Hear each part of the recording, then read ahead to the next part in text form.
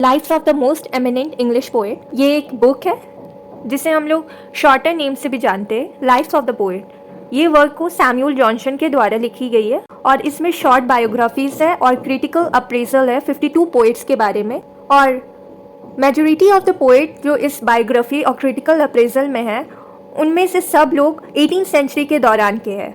ये short biography या critical appraisal में किसी भी फीमेल पोएट्स को फीचर नहीं किया गया है, सिर्फ मेल पोएट को फीचर्ड किया गया। इसमें जितने भी पोएट को फीचर्ड किया गया है वो उस समय भी अलाइव थे जिस समय ये बुक की पब्लिकेशन हुई थी, और वो लोग अपनी पोइट्री को 1660s और 1770s के दौरान लिखा करते थे। ये एक ब्यूटीफुल एडिशन है जॉनसन की, जिसमें जॉनसन की अचीवमेंट और सक्सेस दिखती है। और ये क्रिटिसिज्म में जॉनसन ने एक टर्म को पॉपुलराइज किया है जिसका नाम मेटाफिजिकल पोएट है। Guys, metaphysical poets means they show interest on beyond this earthly region, like Earth, Sun, Moon. This type of thing they usually depict on their poetry. So the poet who depict this type of thing are called metaphysical poet. So let's move further. ये volume of criticism लिखने के लिए Johnson को London के book seller ने commission किया था।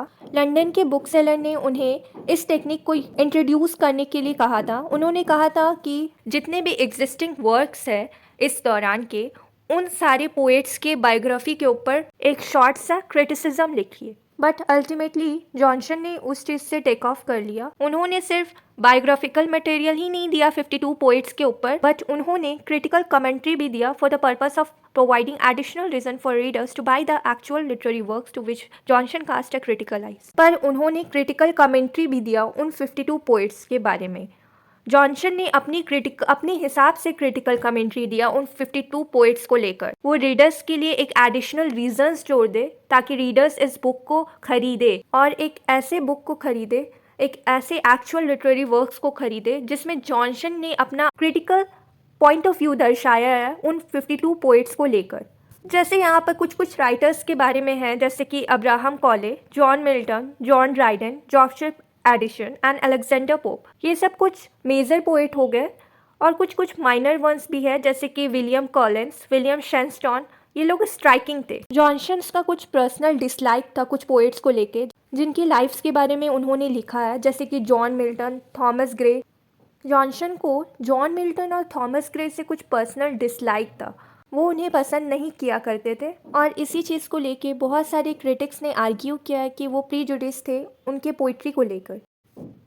Samuel Johnson की ओपिनियन पोएट और उनके वर्क्स को लेकर बहुत डिफरेंट थी। For example in the case of Collins, Johnson Collins को पसंद किया करते थे पर उनके पोइटिक मैनर्स को डिसअप्रूव किया करते थे। जितने भी लाइफ्स को जॉनसन ने प्रेजेंट किया है वो एक एग्जाम्पल है क्रिटिकल बायोग्राफी की। पहले उन पोइट्स के बायोग्राफीज आती है, उसके बाद उनके वर्क के क्रिटिकल अप्रेजल जो कि जॉनसन ने अपने पॉइंट ऑफ व्यू से लिखा था, वो इसके बाद में आती है। इस वर्क की पर्पस ये थी कि जितने भी पोएट है उनके अनकॉम्प्रोमाइजिंग ट्रूथ को बताना पीपल के सामने। जॉनसन ने बहुत डिफरेंट मेथड को यूज़ किया है पोइट्स के वर्क को एनालाइज करने के लिए, और इस मेथड को हम लोग प्रैक्टिकल क्रिटिसिज्म कहते हैं। इस क्रिटिसिज्म की जो मेथड है वो बहुत सिस्टमैटिक है, जो कि एग्जामिन करती है हर एक पोइट के वर्क को with respect to their contemporary society and evaluating the merit and demerit of the work of the poet. जो कि एग्जामिन करती है हर एक पोइट्स के वर्क को उनके सोसाइटी को लेकर, और फिर इवैल्यूएट करती है मेरिट और demerit of the work of the poet. इस क्रिटिसिज्म में सैमुअल जॉनसन ने पोएट्स के डेट ऑफ बर्थ को लेकर क्रिटिसिज्म में नहीं लिखा, बल्कि उन्होंने डेथ डेट को बेसिस बनाया अपने इस क्रिटिसिज्म का। मतलब ये कि जिसकी डेथ पहले हुई है उसके बारे में पहले लिखा गया है इस क्रिटिसिज्म में, और जिनकी डेथ बाद में हुई है उनकी डेथ को बाद में लिखा गया है इन क्रिटिसिज्म में। जॉनसन ने इस बायोग्राफी को 3 डिस्टिंक्ट पार्ट्स में डिवाइड किया है। पहली पार्ट में उन्होंने डिस्क्राइब किया पोएट के लाइफ को, सेकेंड पार्ट में उन्होंने डिस्क्राइब किया या प्रेजेंट किया है उनके कैरेक्टर को उनके ट्रेट के हिसाब से, और थर्ड पार्ट में उन्होंने क्रिटिकल असेसमेंट दिया है उनके मेन पोएम्स को लेकर। सैमुअल जॉनसन ने इस मेथड को अडॉप्ट किया। इसका मतलब ये नहीं है कि वो पोएट की लाइफ और उनके वर्क के रिलेशनशिप को समझने में नाकामयाब है, बल्कि वो ये सोचते हैं कि उनके हिसाब से ये ज़रूरी नहीं है कि एक गुड पोएट ज़रूरी है कि गुड मैन हो। लाइफ्स ऑफ पोएट को पढ़ के एक इंसान वंडर कर सकता है कि किस तरह की पोइट्री जॉनसन को पसंद होगी। जॉनसन की पर्सनल डिसलाइक कुछ पोएट्स को लेके जिनकी वर्क को उन्होंने डिपिक्ट किया, जैसे कि जॉन मिल्टन और थॉमस ग्रे के बारे में।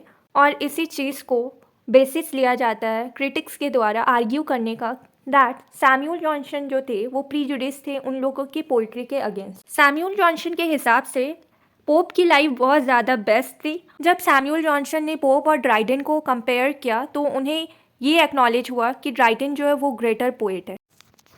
So let's proceed further. So guys, I think that you all are aware that the Lives of the Poet is about the biography and critical appraisal of 52 poets. So I'm also the student of graduation and I think you know very well. So according to my syllabus, I have studied only about the lives of the two poets, that is John Milton and John Dryden. So whatever I study, I'm gonna to taught you. So let's begin. John Milton, Life of Milton from Lives of the Poet by Samuel Johnson. One thing you should have to keep your eye in that Samuel Johnson has cast an eye on the life of the Milton. So चलिए देखते हैं Samuel Johnson के हिसाब से Milton की life कैसी थी। Milton की रेपुटेशन ये रही है कि वो अपनी यूथ में बहुत खूबसूरत हुआ करते थे और उन्हें उनके कॉलेज की लेडी भी कहा जाता था। मिल्टन प्यूरिटन थे और उन्होंने सिविल वॉर में अपने पर्सनल स्टेट को पार्लियामेंट को दे रखा था। मिल्टन की इम्प्रैक्टिकल प्रिंसिपल और डेमोक्रेटिक फिलॉसफी जॉनसन के हिसाब से वेस्टफुल और यूजलेस था। वो मोनार्क को हेट करते थे स्टेट में और प्रेलेट्स को हेट करते थे चर्च में। प्रेलेट्स एक तरह की क्लर्जी मैन होते हैं चर्च के, उसे हम लोग प्रेलेट्स कहते हैं, और वो उन सब को हेट किया करते थे, वो उन सब को नफरत किया करते थे जो उन्हें ऑबे करता था। सैमुअल जॉनसन के हिसाब से उनकी लिटरेचर अनक्वेश्चनेबली ग्रेट थी। उन्होंने बहुत सारी लैंग्वेजेस को पढ़ा, जैसे कि हिब्रू, उसके 2 डायलेक्ट्स को उन्होंने पढ़ा, Greek, Latin, Italian, French, Spanish, इस तरह की लैंग्वेज को पढ़ा जॉन मिल्टन ने। जॉन मिल्टन की लैटिन लैंग्वेज इतनी अच्छी थी कि उन्होंने एक्सेलेंस पा लिया था और उनकी वजह से उनको फर्स्ट रैंक मिली लैटिन राइटर और क्रिटिक में।